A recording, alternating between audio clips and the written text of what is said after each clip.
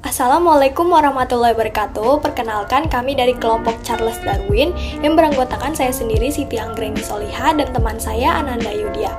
Nah, pada kesempatan kali ini kami akan membahas tentang yang pertama itu ada biografi singkat tentang Charles Darwin, yang kedua itu ada awal cita-citanya Charles Darwin, terus yang ketiga itu ada perkembangan teori evolusi, yang keempat itu kaitannya teori evolusi dengan sains bidang biologi, dan yang terakhir ada evolusi modern. Selamat menyaksikan. Charles Robert Darwin lahir pada tahun 1809 yang merupakan seorang naturalis yang sangat terkenal dengan teorinya, yaitu teori evolusi. Nah, beliau ini tuh lahir dalam sebuah keluarga bangsawan yang sangat terkenal dengan pendalamannya di bidang sains. Kakeknya yaitu Erasmus Darwin yang merupakan seorang dokter yang sangat terkenal. Nah, sejak kecil beliau ini tuh sudah mulai menunjukkan ketertarikannya kepada makhluk hidup seperti tanaman, serangga, dan jenis-jenis hewan lainnya. Nah, kemudian beliau ini masuk ke University of Edinburgh untuk mempelajari pengobatan. Nah, meneruskan karir ayahnya dan kakeknya. Namun, Darwin ini tuh lama-kelamaan muak melihat darah sehingga beliau ini dipindahkan ke Christ's College di University of Cambridge untuk meraih gelarnya sebagai seorang pendeta. Nah, di sanalah beliau mulai bersentuhan dengan ilmu pengetahuan seperti biologi dan taksonomi. Tujuan awalnya Charles Darwin belajar di University of Cambridge itu kan menjadi pendeta Anglikan. Tetapi sewaktu di pertengahan kelasnya beliau ini mulai berhubungan dekat dengan profesor sains terkemuka di Cambridge, yaitu ahli botania John Herschel dan ahli geologi Adam Sedgwick karena minat naturalisnya. Nah, lalu pada tahun 1831, di usianya yang ke-22, Charles Darwin ini menerima gelarnya sebagai pendeta. Namun beliau ini tuh masih dengan niat yang belum jelas untuk menjadi seorang pendeta. Lalu setelahnya itu beliau menjadi naturalis di atas kapal HMS Beagle dalam sebuah proyek 2 tahun untuk meneliti botani di Amerika Selatan. Beliau mengikuti ekspedisi bersama HMS Beagle ini seharusnya kan selama 2 tahun ya. Tetapi Charles Darwin itu menghabiskan waktunya hingga 5 tahun dari tahun 1832 sampai 1837.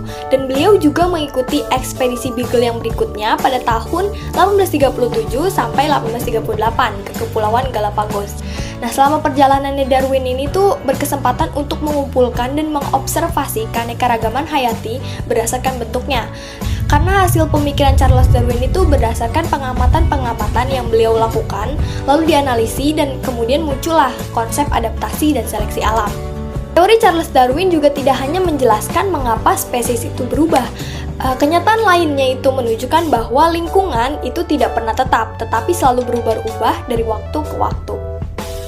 Teori evolusi yang diajukan Charles Darwin pada prinsipnya itu menyatakan bahwa perkembangan makhluk hidup itu dipengaruhi oleh seleksi alam serta terjadinya variasi antar populasi. Nah, berikut itu ada 6 fakta atau prinsip yang menjadi dasar teori seleksi alam Darwin, yaitu yang pertama, adanya fertilitas makhluk hidup yang tinggi. Yang kedua, jumlah individu secara keseluruhan itu hampir tidak berubah. Yang ketiga, itu ada perjuangan untuk hidup. Yang keempat, itu ada keanekaragaman dan hereditas. Yang kelima, itu ada seleksi alam. Dan yang terakhir, itu ada lingkungan yang terus berubah. Darwin merumuskan teori evolusi itu sebagai teori seleksi alam, yang kemudian secara utuh dan lengkap dituangkan ke dalam bukunya yang berjudul On the Origin of Species by Means of Natural Selection. Nah, teori evolusi itu terbagi menjadi 2 pembagian zaman, yaitu teori evolusi sebelum Darwin dan teori evolusi sesudah Darwin. Nah, selanjutnya kita akan membahas apa sih kaitannya teori evolusi yang dikemukakan oleh Charles Darwin ini dengan ilmu sains.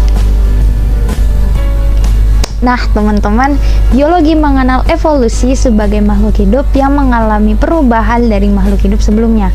Nah, hadirnya teori evolusi ini tidak membiarkan keanekaragaman hayati terjadi melalui revolusi, melainkan teori evolusi ini sejalan dengan asal-usul kehidupan, yaitu teori biogenesis yang mengatakan bahwa makhluk hidup berasal dari makhluk hidup sebelumnya. Tetapi sayangnya teman-teman, teori evolusi ini memiliki keterbatasan dalam menjelaskan asal-usul kehidupan. Tetapi di sisi lain teman-teman, teori evolusi ini sejalan dengan hukum Mendel.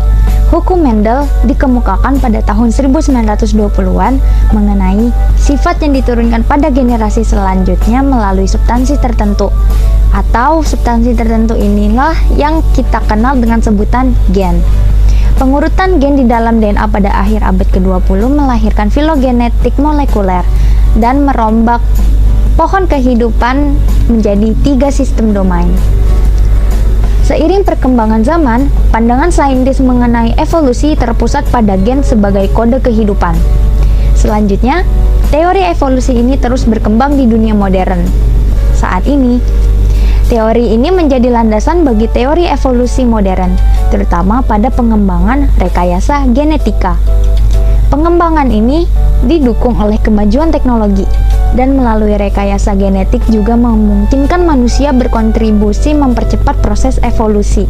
Padahal sebelum mengenal rekayasa genetika ini, manusia telah mengenal yang dinamakan proses kawin silang. Nah, gimana teman-teman? Asik banget kan tadi kita udah ngebahas dari Charles Darwin sampai teori evolusinya bareng sama Kak Siti. Baik, itu saja yang dapat kami sampaikan pada hari ini. Kurang lebihnya mohon maaf. Semoga apa yang kami sampaikan kepada kalian semua bermanfaat ya. Terima kasih. Wassalamualaikum warahmatullahi wabarakatuh.